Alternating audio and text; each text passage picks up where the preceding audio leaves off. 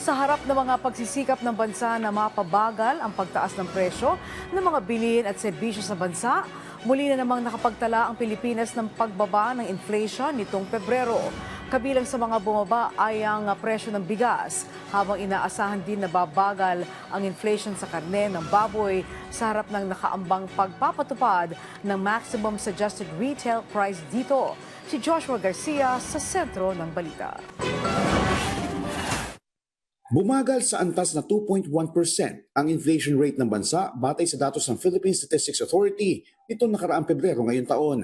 Mas mababa ito kumpara sa naitala noong nakaraang Enero na nasa 2.9% at 3.4% noong nakaraang Pebrero 2024. Ayon sa PSA, ilan sa pangunahing dahilan nito ay ang mas mabagal na pagtaas ng presyo ng food and non-alcoholic beverages sa antas na 2.6%. Na siya rin may 58.8% na ambag sa pagbaba ng pangkalahatang inflation sa bansa. Gayun din ang mas mabagal ng pagtaas ng presyo ng pabahay, tubig, kuryente at other fuels sa antas ng 1.6%. Na siya namang may 16.7% na ambag sa pangkalahatang pagbaba sa inflation rate.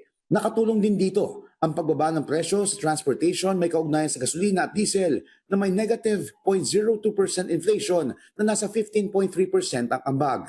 Sa kabila naman ng mga naitalang pagbagal, nananatili ang inflation rate sa gulay na nasa 7.1% na itinuturing pa rin na mataas. Pero paliwanag ng PSA, It's actually a mixture of decrease and increase ang ating vegetables, no? So we still see increases in some vegetables. So marami pa din, despite the fact that we know that nag-decrease na rin yung kamatis na last month ay super taas ng inflation. That it's really affected the high inflation rate for vegetables last month, yung tomato. So there are more vegetables na tumataas ang presyo. So although some of them are decelerating, like dagdag pa ng ahensya, may epekto pa rin ang mga nagdaang bagyo, lalo sa mga rehiyon na tinatamaan nito at pinagmumula ng mga produktong agrikultura. until when we are going to see it, siguro kung walang mangyayaring typhoon in the coming months and everything is constant, probably ang prices ng vegetables will go to their normal, or if not normal, near normal. Medyo mag-decelerate siguro yung vegetable inflation natin kung hindi negative. Pagdating naman sa presyo ng baboy, kasabay na nakaamba ng maximum suggested retail price na ilalagay ng Department of Agriculture, umaasa ang PSA na makakatulong ito sa pagbagal ng inflation oras na maipatupad ito. We expect pag na-implement ito and given other things constant, it can slow down yung inflation ng pork pag na-impose ito. So, like for example, just sa rice kasi, no, meron tayong maximum suggested retail price na nag-take effect, I think twice na na-adjust this month. Nakita natin yung impact niya dito, no? Yung maximum suggested retail price for imported rice. So,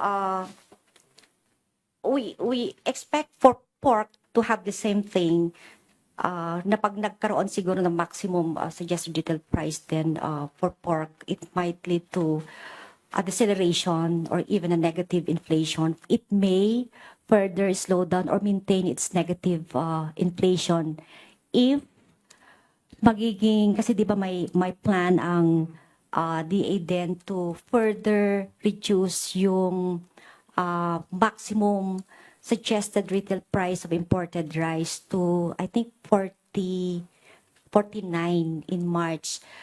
So if that will happen, that would affect yung ating, it may affect, no? It may affect our inflation for rice next month.